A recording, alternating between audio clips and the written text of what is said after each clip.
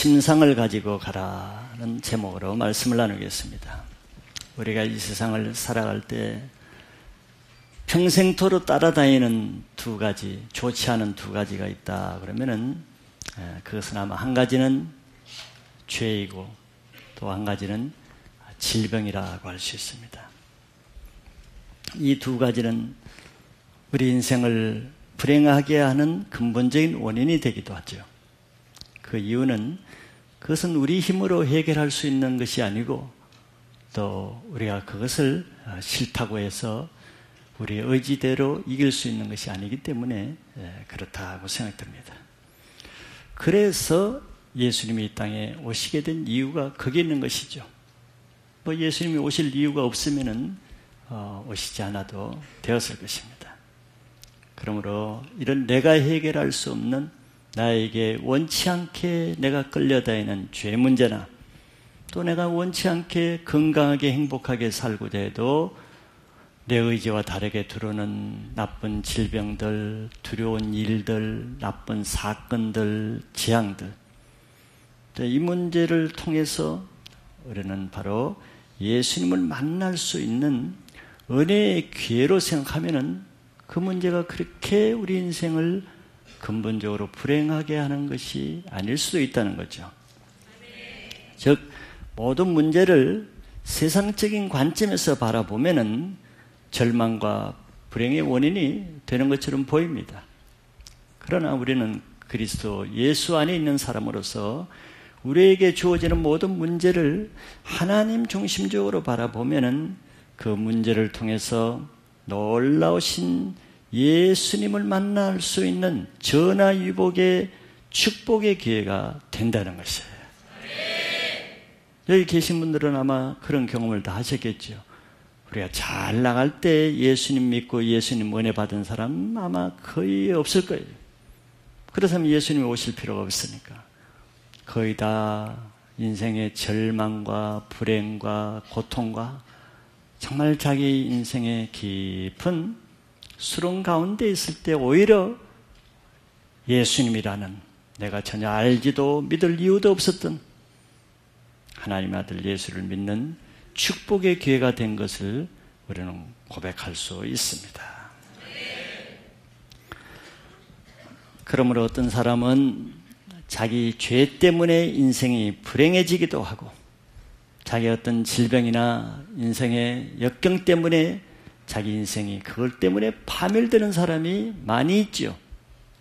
그러나 다 그런 것은 아닙니다. 어떤 사람은 인생에 정말 지칠 수 없는 죄를 지은 그것 때문에 역설적으로 예수님의 죄사함의 은혜를 받는 축복의 기회가 되기도 하고 내가 부하고 잘 나갈 때는 주님을 미워하고 대적하고 멸시하지만 오히려 내가 깊은 수렁 가운데 있을 때 오히려 예수님의 생명을 얻는 축복의 기회가 되는 거죠. 이게 하나님이 하시는 일입니다. 우리 인생 가운데는 이런 일이 일어나기 어렵죠. 그러나 하나님은 바로 이런 분이죠. 우리가 교만하다는 걸 알아요. 겸손하면 그런 일이 없겠죠. 우리가 교만하기 때문에 겸손하다면 잘 나가고 하나님이 잘 대할 때 건강도 주고 사업도 잘 되고 가정에 문제 없을 때 하나님께 감사하고 더 나와야 되잖아요. 이게 순리인데 우리의 죄인이죠. 교만해요. 은혜를 잘 몰라요. 그래서 이 교만하고 은혜를 모르는 죄인에게는 하나님이 어떻게 다뤄야 되는가를 아신단 말이에요. 우리가 공고할 점에 우리 마음을 열게 하고 우리가 고통 가운데 있을 때 우리 귀를 열리게 하시는 분이에요. 하나님 너무 기가 막혀 우리를 아시는 거예요. 그래서 오늘도 여러분 우리들에게 주어진 힘든 문제, 또 어려운 사건, 또 자기 죄 문제, 또 자기의 육신의 질병 문제 하나님이 아십니다. 그러나 하나님 우리를 사랑하세요.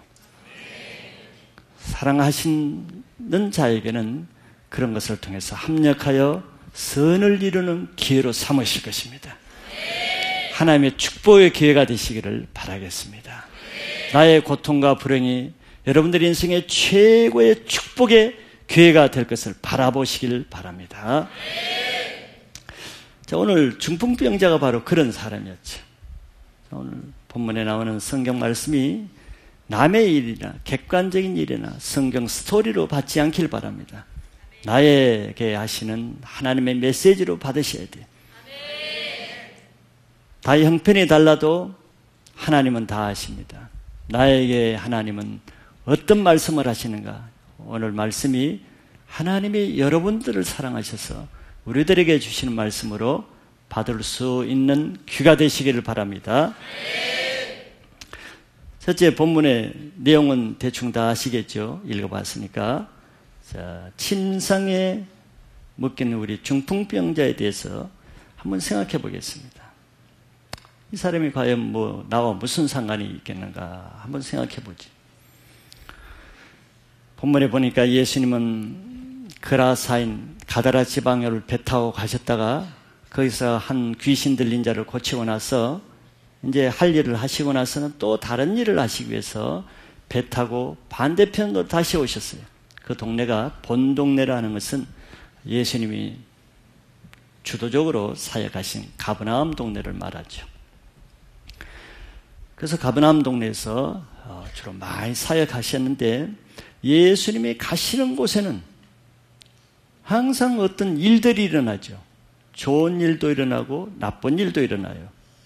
나쁜 일은 항상 예수님을 미워하고 대적하고 쫓아내는 일도 생겨나고, 좋은 일은 어려운 사람, 병든 자가 고침받고 귀신들이 쫓겨났고 또 죄인들이 예수님으로 인생이 회복되는 그런 양면의 일이 일어납니다.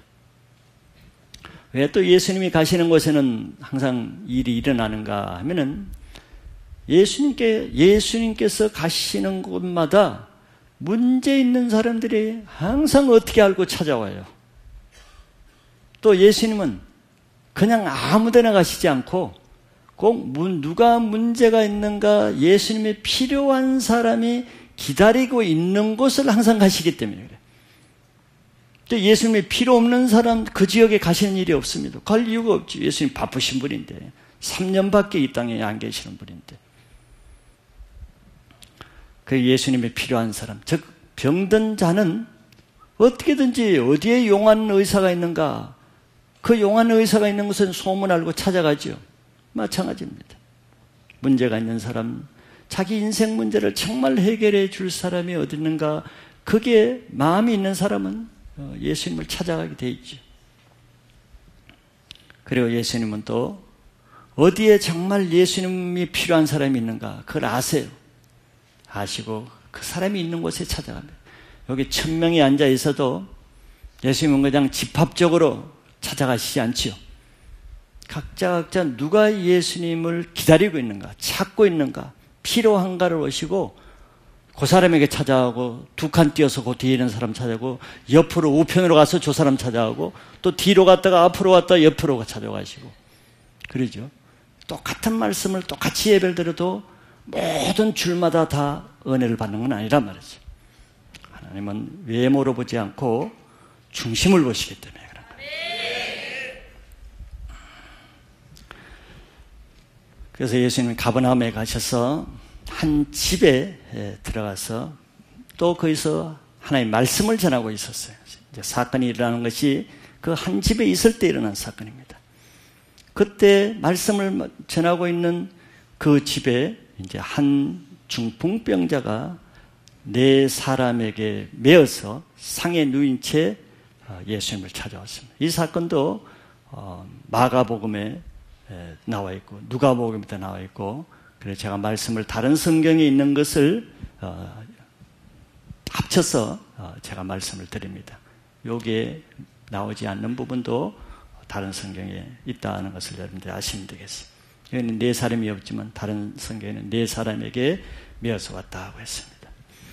그럼 여기 온 중풍병자의 상태가 어땠는가?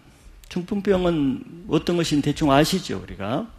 마찬가지로 온 몸이 마비되어서 무기력한 상태가 되는 것이 중풍병입니다. 겉으로는 멀쩡해요. 손가락도 있고 눈도 있고 귀도 있고 사지가 멀쩡합니다. 그러나 자기 멀쩡한 몸을 가지고 있기는 하지만 자기 몸인데도 자기 몸을 자기 마음대로 사용할 수 없는 병이죠. 이게 얼마나 기가 막힙니까? 자기 몸인데 남의 몸도 아니고, 또 머리는 멀쩡해요. 자기 이성과 생각으로 볼 것을 다 보기도 하고 들을 거 다 듣기도 하고 알 거를 다 알아요.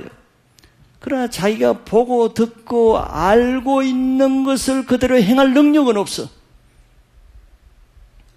이게 얼마나 기가 막힌 거예요. 이성적인 판단과 분별력은 있기 때문에 내가 어떻게 해야지, 어떻게 해야 내가 살고 어떻게 내가 살아야 되는지 다 알고 있지만 아무것도 할 수가 없어. 아는 대로. 이게 더 기가 막히죠. 사람 모르면 답답하지는 않겠는데. 예를 들면 자기가 침상에 누워있는데 바로 옆에 불이 나서 불이 붙고 있단 말이죠. 그러면 이성 눈으로 보고 저 불 났네. 또 머리는 저 내가 가만히 있으면 타 죽겠네. 빨리 내가 피해야 되겠네. 피하면 내가 살겠네. 다 알아요. 가만히 있으면 타 죽을 것을 내가 알면서도 그걸 보고도 아무 액션을, 행동을 할 수가 없어. 피할 수 없어. 알면서 가만히 그 자리에 누워서 불에 타 죽는 인생이 되는 거예요. 참 불쌍하죠. 다리도 가지고 있고 손도 가지고 있으면서도 자기 힘으로 아무 그 불을 피할 능력이 없어.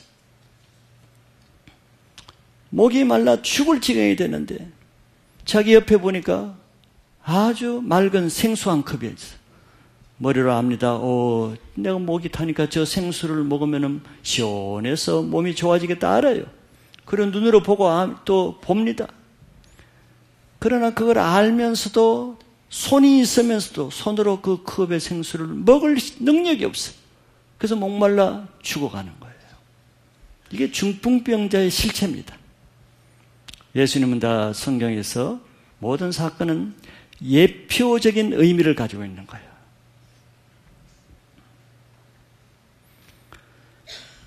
자기 자신이 자신을 봐도 심히 답답하고 싫지요.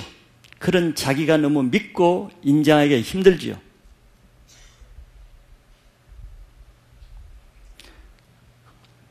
자, 성경은 예표적이라 그랬습니다.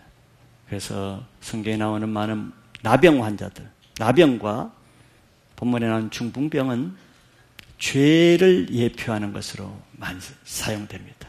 죄와 나타나는 현상이 동일하기 때문에 그래요. 그 증상이 죄의 증상과 똑같기 때문에 그렇습니다. 우리는 죄를 지으면은 우리 인생이 모든 것을 알고 있으면서도 아는 것을 아무것도 행할 능력이 없죠. 죄는 우리에게 하나님 말씀대로 살아갈 수 있는 선한 능력, 힘, 의지를 다 무기력화시키기 때문에 그렇습니다. 중풍병은 자기의 모든 사지의 힘을 무기력화시켰죠.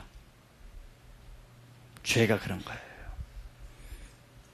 그래서 죄는 이성과 생각과 눈과 귀는 멀쩡하기 때문에 자기 앞에 오는 재앙을, 유혹을 이거 하면 어떻게 된다가 다 알고 있습니다.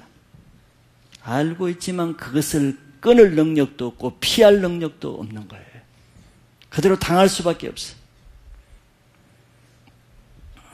죄의 세력에 잡힌 사람은 술과 도박으로 이미 패가 망신을 했는데도 불구하고 그렇게 하면 또 내가 어떻게 될 것인지 뻔히 알면서도 또 피할 능력이 없는 거예요.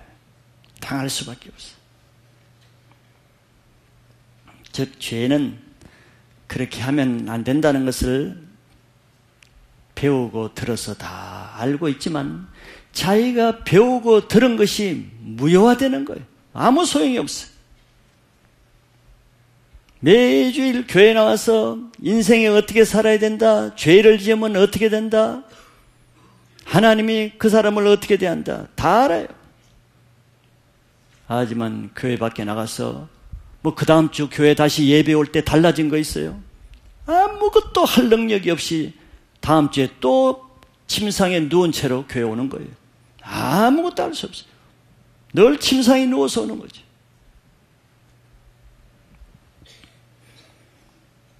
그래서 매주 말씀을 들어서 알고 있는 지식이 자기 인생을 변화시키는데 아무 역할을 못하는 거예요. 아무 능력이 없어요. 죄로 인해서 사단에게 자기의 선한 의지를 다 빼앗겼기 때문에 죄를 지으면 사단이 합법적으로 자기 마귀에게 속해서 우리가 하나님을 향한 의지를 다 빼앗아가게 되어 있습니다. 그래서 죄를 행하는데 마귀의 의지를 행하는 데는 굉장히 강한 새로운 의지가 주어지는 반면에 하나님을 향해서 행할 수 있는 의지는 다 빼앗겨 버리는 거예요. 이것이 중풍병자가 예표하고 있는 죄의 현상입니다. 그러면 이런 중풍병자도 소망은 있죠. 예수 그리스도 안에서 소망이 있습니다. 이들에게 소망이 되는 것은 바로 그 주위에 믿음의 중보자들이 있었기 때문이죠. 이 중풍병자는 아무리 예수님에 대한 소문을 들어도, 즉 예수님은 중풍병자도 고치고 나병 환자도 고치고 소문을 들었겠죠. 알고 있겠죠. 또 그런 믿음을 가질 수 있겠죠. 나도 그 예수님께 나가면 고칠 수 있겠다. 그러나 자기 스스로 나갈 수 있는 능력은 없어요. 아무리 예수님께 가고 싶어도 갈 힘이 없어. 스스로의 힘으로는. 그래서 누군가는 그를 도와줄 사람이 필요한 것이죠.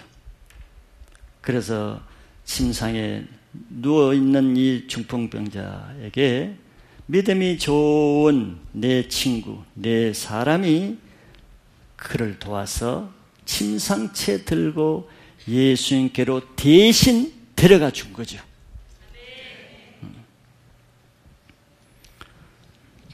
우리가 죄를 많이 지으면 교회 자체에 오는 것이 힘이 두려워서 오기가 힘듭니다.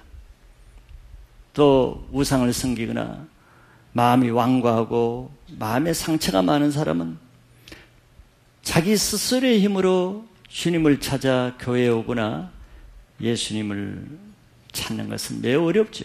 그럴 능력이 없어요. 이런 사람은 믿는 자기 가족이나 자기 친구나 자기 이웃이나 전도하는 다른 사람을 통해서 주님께 나와 주님을 만날 수 있는 그런 도움이 필요합니다. 그것이 우리는 전도라고 말하죠.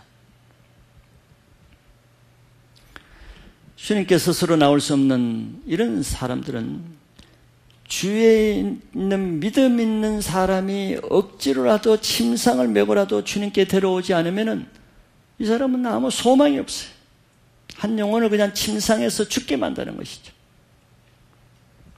이 중풍병자가 치유될 수 있었던 유일한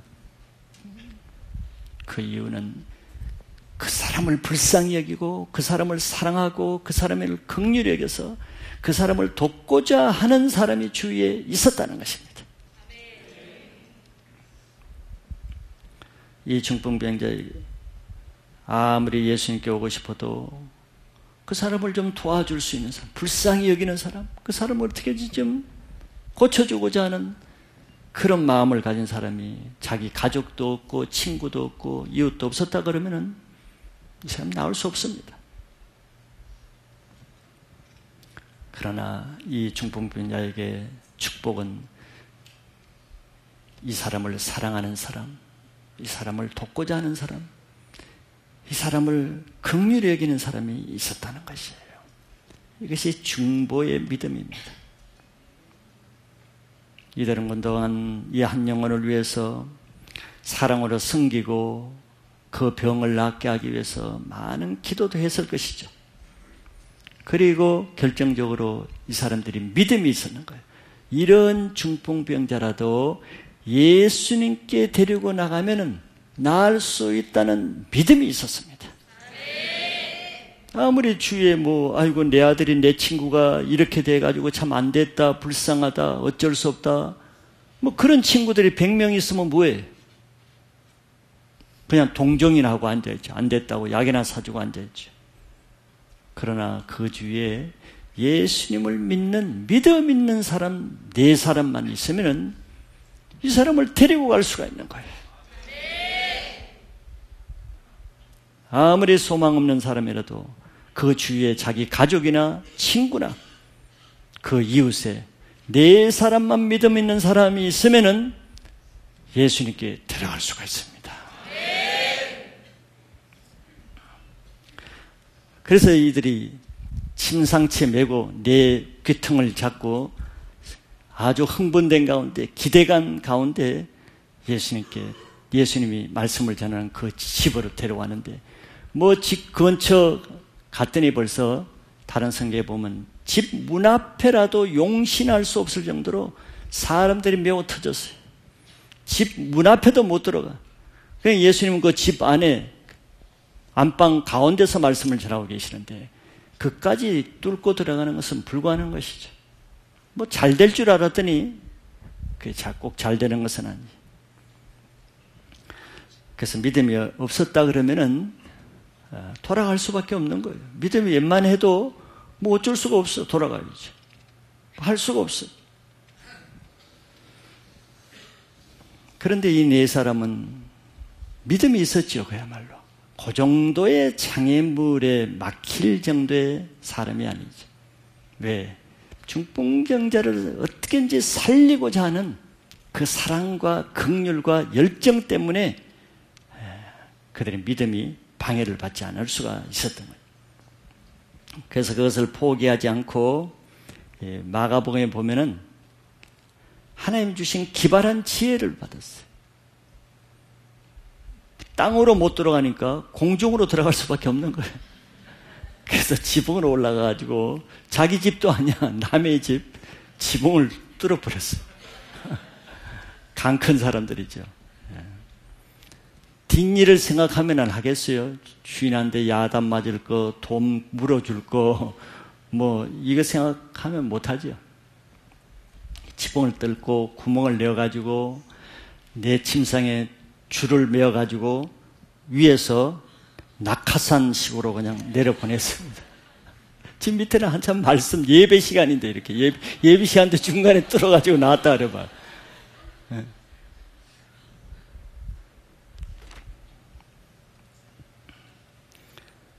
한 영혼을 돕기 위해서 예수님을 만나게 될 때까지는 포기하지 않고 최선을 다해서 예수님께 데려가고자 하는 사람이에요. 믿음은 상식을 뛰어넘는 능력이 있습니다. 우리는 상식에 멈춰버리면 믿음이 자라질 않죠. 믿음은 앞에 있는 불가능한 같은 장애물을 뛰어넘을 수 있는 지혜와 능력을 줘요. 왜 그런 능력을 주겠습니까? 이 4사람에게 한 죄인을 사랑하는 그 열정과 긍휼을 주님이 보시기 때문에 주님이 주시는 거예요. 그래서 우리는 한 영혼을 이런 믿음으로 돕고자 하면은 돕지 못할 영혼이 없습니다. 예수님을 만나러 교회 왔다가 그냥 문 밖에서 포기하고 돌아가는 사람이 얼마나 많습니까? 예수님이 계신 곳까지는 들어가서 예수님을 만나고 가는 것이 이 집에 들어오는 목적이죠.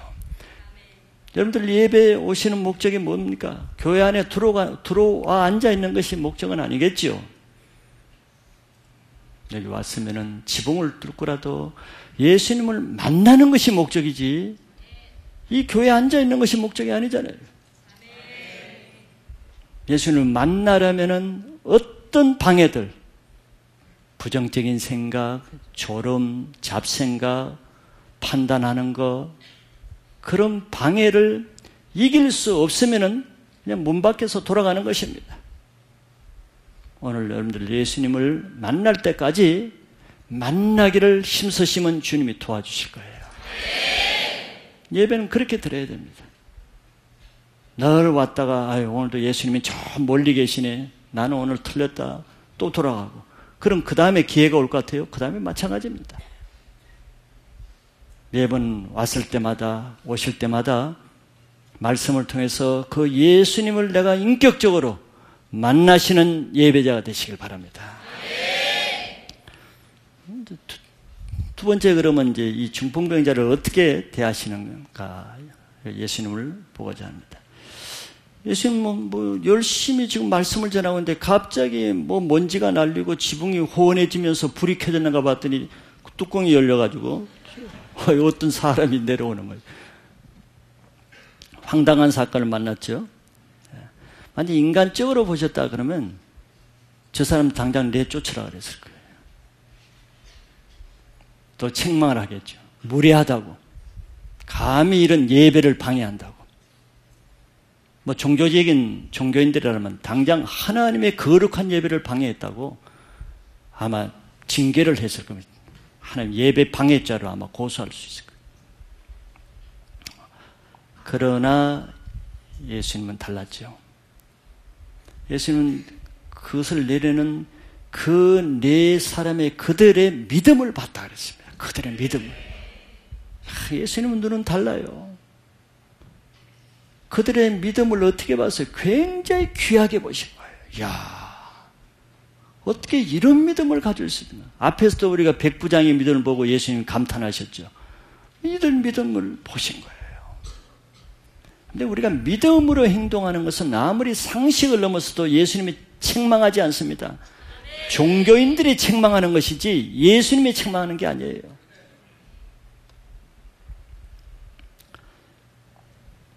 그래서 예수님은 이 중풍병자를 보고 먼저 죄 문제를 다루십니다. 그 중풍병자를 보시고 이제 작은 자야 안심하라 이렇게 말씀하시죠. 옛날 성경에는 소자야 안심하라 그랬습니다. 왜 예수님이 첫 마디를 보시고 안심하라고 하셨겠어요? 그 병자에 보고. 뭐 빈말이 아니겠죠. 그냥 인쇄치레 말이 아니겠죠. 안심하라는 말은 두려워하지 말라는 말입니다. 이렇게 말씀하신 이유는 그 중풍병자가 지금 두려워하고 있기 때문에 그런 거죠. 두려워하고 있지 않은데 이런 말을 할 필요가 있어요. 편안하게 아주 편안하게 기쁘게 있는 보고 야, 안심해. 뭐 이렇게 말하면 좀 그렇게 말한 사람이 이상하죠. 이 사람 지금 아마 들들 떨고 있었을 거예요. 두려워서 아주 그냥 굳어 있었을 것입니다. 그래서 너 불안해하지 말고 두려워하지 말고 안심하라 그랬어. 아마 이 사람은 뭐 두려워하는 문제를 생각해 보면은 첫째는 뭐 자기가 이 예수님의 사역하는 것을 방해했기 때문에 이제 뭐 야단 맞을까봐 뭐 무례한 행동을 했기 때문에 두려워했을 수도 있겠죠.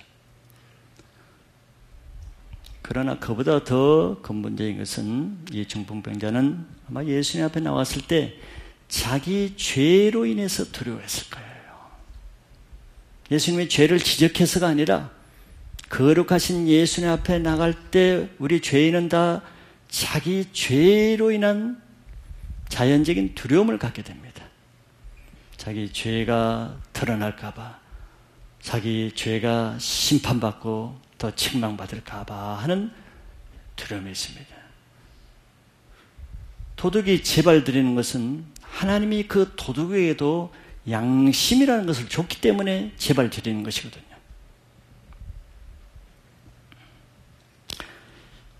저는 예수님이 아닌데도 사람들이 나를 피해 다녀요. 어쩌다 오래간만에 옆에서 같이 밥을 먹으면 밥을 못 먹겠대. 두려워가지고 치안도 내가 뭐 밥 먹지 말라고 한 것도 아닌데. 그래 엘리베이터를 타다가도 내가 있으면 안 타고 돌아가. 아 됐다고 그러면서. 완전히 왕따 거절감의 상처가 내가 얼마나 많겠어요. 난 정말 거절감의 상태가 깊어요. 그래서 내가 안 받아서 그렇지. 내가 뭐라 그러는 것도 아닌데. 이런 두려움은 주님이 주시는 게 아니죠. 즉 주님이 중풍병자에게 지금 화를 내고 그런 게 아닙니다. 그래서 그런 것이 아닙니다. 주님께 나가지 못하게 하는 그런 사단이 주는 거짓된 생각이죠. 왜냐하면 예수님은 죄인이 주님께 나올 때 한 번도 그를 심판한 적이나 책망한 적이 없습니다. 항상 그 죄인을 사랑하시고 그 죄에서 구원해 주시고 그에게 축복해 주시는 것이 주님의 마음이죠. 죄가 우리를 예수님을 무서워하게 하는 거예요. 그래서 죄가 교회 나오게 하는 것을 무서워하고 예수님 앞에 나가는 것을 무서워하는 것이죠. 그래서 예수님은 자기 죄 때문에 이렇게 두려워하고 있는 그에게 안심하라 그랬어요. 안심하라. 그리고 나서 중요한 말씀을 선포합니다. 내 죄 사함을 받았느니라고 선포했어요. 주위에 있는 모든 사람들이나 이 환자 자신도 아마 놀랐을 거예요. 황당했을 거예요. 왜냐하면 모든 사람들이 이 환자가 왜 왔는지를 알잖아요. 중풍병 낫기 위해서 왔다는 걸 알고 중풍병 자신도 온 목적이 병 낫기 위해서 왔거든. 중풍병 낫기 위해서 왔는데 뭐 전혀 기대하지 않는 내 죄사함을 받아내리라는 말씀을 들었단 말이죠. 뭐 놀랬겠죠. 근데 예수님 왜 이 중풍병을 향해서 말하지 않고 이 중풍병자를 향해서 말하겠어요? 내 죄사함을 받았느니라 하는 것은 이 사람을 근본적으로 고통스럽게 하는 것은 그 영혼을 괴롭게 하는, 이 영혼을 불행하게 만드는 것은 중풍병이 아니라 그 중풍병을 일으키는 죄 문제라고 보신 거죠. 그러므로 우리 인생의 근본적인 문제를 해결받기 원한다면 먼저 우리는 나타나는 현상이나 비상적인 문제가 아니라 근본적인 우리 속에 있는 죄 문제를 해결하지 않으면 안 되는 것입니다. 왜냐하면 그렇지 않으면은 그럼 나타나는 문제를 다 해결한다 할지라도 그건 비상적일 뿐 또 다른 문제를 죄가 일으키는 거예요. 그래서 문제가 끊임없는 거예요. 그러죠? 이 문제를 막 40일 기도해서 해결하고 나면은 만사 다 해결인가? 40일 뒤에 또 다른 문제가 생겨요. 그렇기 때문에 자기 죄의 문제가 해결되지 않은 채 내 지금 어려운 사업 문제, 이 비즈니스 문제, 나의 이 직장 문제 이거 해결하기 위해서 막 해서 직장 사업 성공해봐요. 그 다음에 사업 성공했기 때문에 행복합니까? 사업은 성공해도 또 가정 문제로 괴로워하고 또 자녀 문제로 괴로워하고 사업 성공한 것보다 더 큰 괴로움이 있을 수가 있어요. 자기 죄 문제는 그대로 놔두고 좋은 결혼을 한다 한들 좋은 부인과 신랑을 만난다고 그것 자체가 우리 인생의 근본적인 행복을 주는 것은 아니거든. 결혼 생활에 갈등을 일으키게 하고 서로 간에 다툼이 있게 하고 좋은 결혼이 좋은 행복을 주는 것은 아니죠. 직장이 없을 때는 직장만 들어가면 행복할 것 같은데 좋은 직장을 주어도 직장에 없을 때는 문제가 없었는데 직장에 들어가 보니까 직장 안에서 자기 죄가 더 큰 문제를 일으키는 거죠. 왜냐하면 죄는 우리의 인격을 파괴해버리는 거예요. 지난주에 봤죠. 귀신들이 그 한 사람의 인격을 파괴해버리잖아요. 사납게, 괴팍하게, 교만하게, 악하게. 그러면 그 인격으로 무슨 비즈니스를 성공한들, 좋은 신부를 맞이한들, 좋은 학교를 한들, 그 인격이 그 인격인데 그 인격으로 뭘 하든지 그 인격은 문제를 만들 수밖에 없어요. 자기 스스로 문제를 만들 수밖에 없는 거예요. 아무리 좋은 사람을 붙여줘 보여요. 그 사람 때문에 어려운 것이 아니라 자기가 그 사람을 어렵게 함으로 관계가 어려워지는 거죠. 그러므로 인격이 성숙하지 못한 사람은 어떤 좋은 상황이 주어져도 그것을 한순간에 불평거리로 만드는 능력이 있습니다. 아무리 좋은 사람을 붙여줘도 그 사람을 악한 사람으로 만드는 능력이 있는 거예요. 그래서 이렇게 죄가 우리의 인격을 악하게 잡음으로써 내 인생을 악하게 만드는 거예요. 그래서 죄가 우리 인생을 이렇게 파괴한다 하면은 우리의 근본적인 인생의 문제는 내 속에 있는 죄 문제를 해결해야만 된다는 것이 결론적으로 나오는 것이죠. 그런데 문제는 이 문제를 알아도 아무도 자기 스스로의 힘으로는 이 죄 문제를 해결할 수 없다는 데 문제가 되는 거죠. 이 중풍병자의 문제가 그거예요. 내가 다 알아, 이성으로 다 하고 배워서 듣고 다 하는데 내 스스로 할 수 있는 것이 없어. 끊을 수 있는 죄를 끊을 수 있는 능력도 없고 물 한 컵을 내 스스로 먹을 힘도 없고 내 스스로 예수님께 갈 능력도 없어요. 이게 죄 문제죠. 그래서 우리는 이런 문제를 해결할 수 있는 유일한 길이 바로 내가 원하면은 나에게 스스로 찾아오셔서 내 죄 문제를 해결해 주시기 위해서 하늘에서 이 땅까지 내려오신 예수 그리스도를 통해서만 이 문제를 해결할 수 있다는 것이 우리 인생의 정답입니다. 이 예수 그리스도만이 우리의 죄 문제를 해결할 수 있기 위해서 십자가에 내 죄를 대신 다 갚아주기 위해서 돌아가신 거예요. 예수님을 믿으시면은 내 죄 문제가 해결된다는 것도 믿으시길 바랍니다. 그러면은 죄가 주는 모든 저주에서 풀어지면서 자유케 되는 것이죠. 그래서 예수님은 이 중풍병자에게 먼저 중풍병을 고쳐주기 전에 그 사람의 근본적인 죄 문제를 없애게 선포하시는 거예요. 그래서 실제로 사람의 의술로 고칠 수 없는 많은 질병의 경우 자기 죄를 깊이 회개하고 나서 저절로 치유되는 경우를 얼마나 많이 봅니까? 놀라운 일이죠. 특별히 남을 용서하지 못해서 그 사람을 미워하고 저주하고 또 그 사람의 죄 때문에 깊은 상처를 낳고 쓴뿌리를 가지고 용서하지 못함으로 얼마나 악한 질병이 들어오는지 몰라요. 중풍병 같은, 관절통 같은, 혈압 같은 죄가 생겨나죠. 근데 그런 죄들은 뭐 약으로 되지 않잖아요.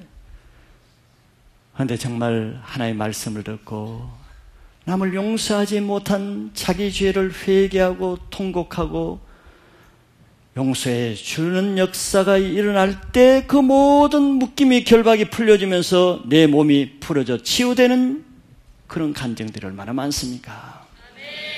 죄가 근본 문제죠. 죄가 해결되지 않으면 백약이 무효인 것이에요. 예수님은 이 중풍병자가 어떤 연유로 이 병이 걸렸는지 아시겠죠? 다 아십니다. 말은 안 하시지만 다 아세요. 우리 한번 생각해 볼 수 있죠. 이 사람이 아마 말할 수 없는 자기 죄 문제로 인해서 죄책감과 수치심으로 시달렸을 수도 있고 또 자기가 너무 억울한 일을 당해가지고 한 사람을 도저히 용서할 수 없어서 이를 갈면서 분노를 풀다가 혈기로 서서 쓰러져서 중풍병을 맞을 수도 있겠죠.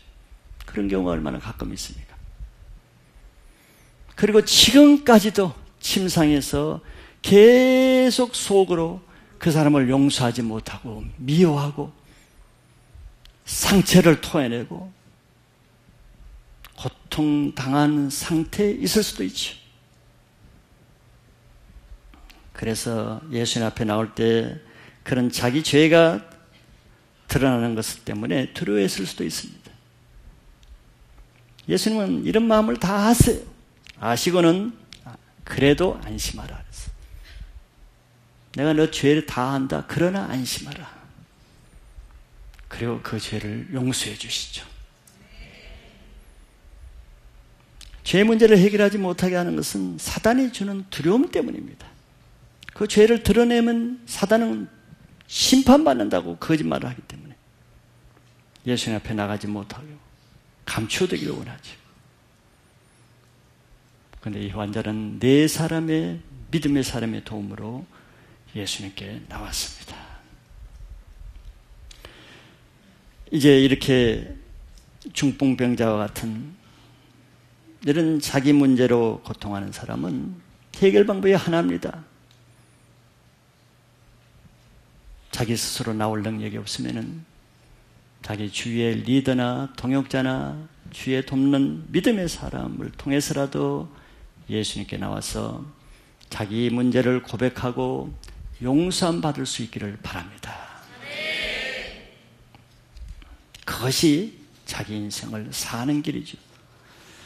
자기 죄 문제를 덮어둔 채 자기에게 나타나는 인생 문제만 해결하려고 하면은 그 사람은 평생 문제에 갇혀 살게 됩니다. 이 문제로 저 문제로 문제를 돌아가면서 방문하게 되죠. 그러나 나를 괴롭히는 근본적인 죄의 문제를 예수님께 들고 나오면은 주님은 결코 나를 정죄하거나 심판하거나 책망하지 않습니다.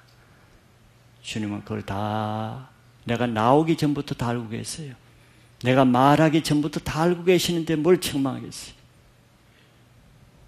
주님을 믿고 주님의 용서함을 사모하고 나오시길 바랍니다. 그럼 주님이 여러분들의 인생을 자유케 해주실 거예요. 마지막 두 번째는 이제 주님은 그 병도 물론 치유해 주시죠.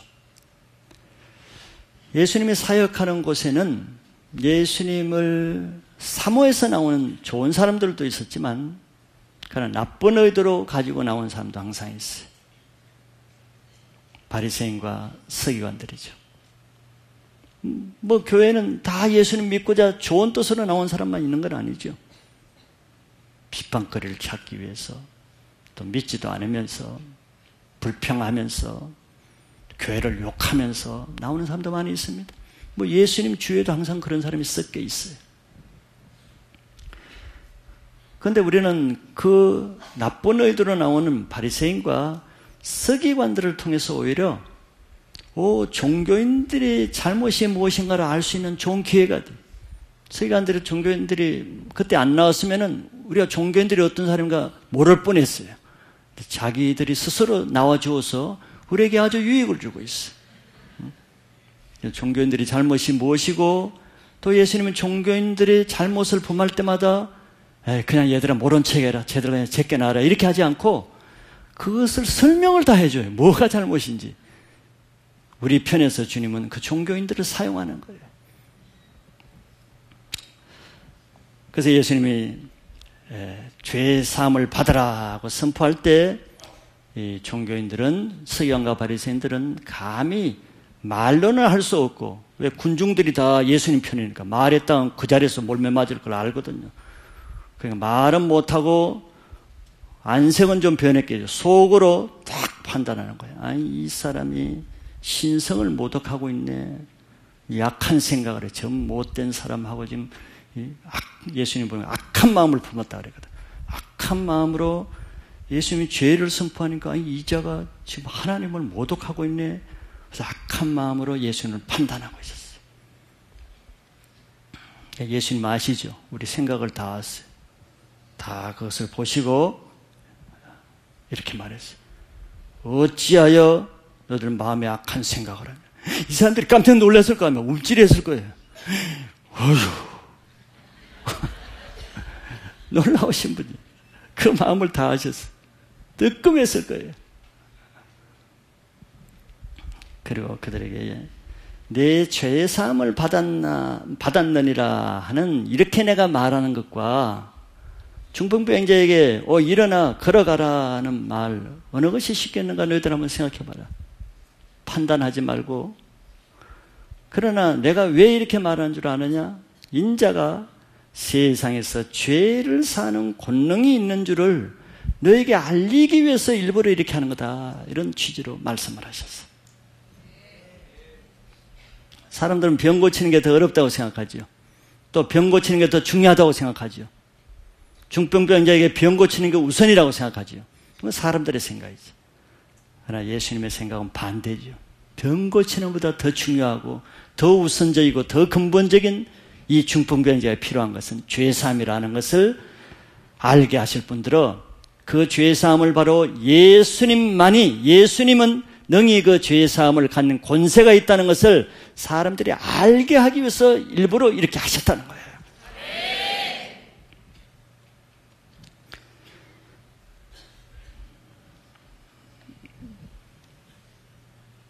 이것은 어떻게 보면은 이 병자가 죄로 인해서 중풍병이 생겼다는 것을 암시하는 말이기도 한 거예요. 여러분들 요한복음 5장에 보면은 베데스다 연못 사건에서 만난 38년 된 병자 얘기는 다른 건 다 잊어먹어도 그거는 기억하시겠죠? 그때 예수님이 그 비슷한 상황이잖아요. 그냥 자리에 38년 동안 누워 있어서 이 환자와 비슷한 상황이에요. 38년 동안. 그때 내 자리를 들고 걸어가라. 여기는 내 침상을 들고 걸어가라. 똑같은 상황이거든요. 그래서 자리를 들고 걸어가라 했더니 그냥 나와서 걸어갔잖아요. 그리고 며칠 후에 그 사람을 성전에서 만났죠. 만나고 나서 그때 무슨 말씀을 하시는가를 여러분들 기억해 보시면 그때 예수님 뭐라고 하냐면은 네가 죄가 더 심하지 않기 위해 병이 더 심하지 않기 위해서 다시는 너 죄 짓지 말라고 합니다. 그 말은 무슨 말이겠어요? 네가 죄 때문에 38년 동안 그렇게 된 것이다. 그 말이거든요. 그러나 또 뭐예요? 네가 지금 병을 낳았다. 너 지금 병 낳은 것이다. 병 낳은 것은 네가 죄 때문에 병 들었는데 병 낳은 것은 네가 다시 죄를 지으면은 언제든지 병은 다시 날 수 있다. 다시 날 때는 더 심하게 진다. 이런 뜻이거든요. 병과 죄를 연결해서 말씀하신 거예요. 그 병의 원인이 죄라는 것을 그 38년 된 환자에게 말하는 것입니다. 이 중풍병자에게도 중풍병이 원인이었다면 병만 고치면 될 텐데 죄사함을 먼저 선포하는 거예요. 그런 후 예수님은 그에게도 내 침상을 들고 걸어가라, 집으로 가라 그랬습니다. 이제 네 사람이 필요 없어요. 자기 독립적으로 걸어갈 수 있게 됐어요. 그때 그는 그 침상을 들고 자기 혼자 자기 발로 자기 집으로 걸어나갔습니다. 그의 죄가 오랫동안 그를 침상에 묶어놓았죠. 예수님이 그의 죄 문제를 풀어주실 때 비로소 그 몸이 그 침상에서 풀어졌습니다.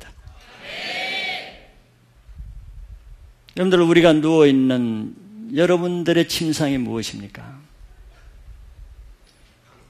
그 침상은 자기 인생을 묶어두는 죄의 묶임입니다. 자기가 누워있는 그 침상은 오랫동안 끊어지지 않는 죄에 묶인 자기 인생이에요.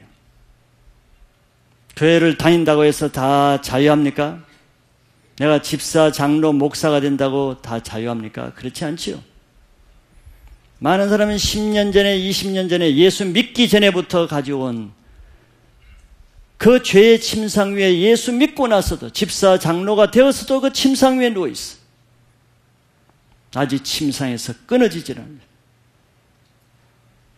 그래서 교회를 다녀도 집사, 장로가 돼도 무기력하는 거예요. 말씀을 듣고는 이렇게 살아야 되지만 살 수 없어. 이렇게 살면 그 죄 문제를 끊으라고 수십 번 얘기해도 끊을 능력이 없어. 침상에 누워있어. 죄가 그의 인생을 침상에 묶어서 침상을 벗어나지 못하게 하는 거예요. 그래서 늘 주위의 동역자, 세일자, 목회자의 도움을 받았어야 겨우 이쪽으로 움직이고 저쪽으로 움직이는 이런 수동적이고 무기력한 신앙을 하고 있어요. 자기 스스로는 침상을 들고 걸어갈 능력이 없어. 그런 사람은 이제 그 침상채 메어서 나온 채로 예수님을 만나야만 되는 거예요. 여러분들, 자기의 아내와 자기 가족과 주위 사람, 셀장, 동역자의 권면으로 교회 나오기까지 할 수가 있어요. 그러나 나와서는 이제 자기가 예수님을 만나야 됩니다. 그리고 그 예수님을 믿음으로 죄 사함을 받고 그 죄의 묶임에서 끊어져야 되는 거예요. 그러면 내가 묶여있는 그 죄의 침상에서 내 인생이 풀어지는 것입니다.